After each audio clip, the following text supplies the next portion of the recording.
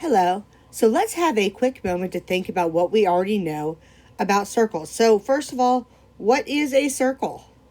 We all know what a circle is. It's this lovely shape right here. It is two-dimensional. So it is not a three-dimensional, will be a ball or a sphere. It has a center and it is all the points around the center. Ooh. All the points around the center, they're the same distance away from the center. What do we know about circles? Okay, you have learned in the past that from the center, a line from the center to the edge is called a radius.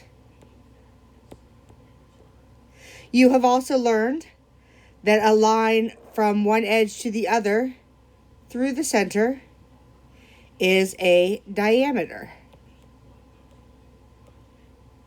You should also remember that the diameter, or d, is the same as 2 times our radius.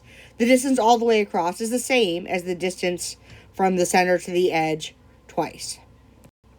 What else do you know? You've learned about the area and circumference of a circle. Remember, the area is how much is inside of a circle. So that would be all the area inside of our circle. This is our area.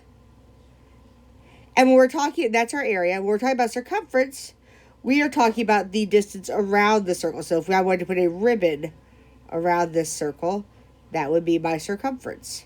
We've also learned about the formulas for each of these. The formula for area is simply pi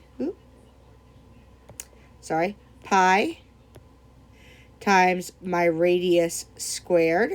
My circumference is 2 times pi times my radius.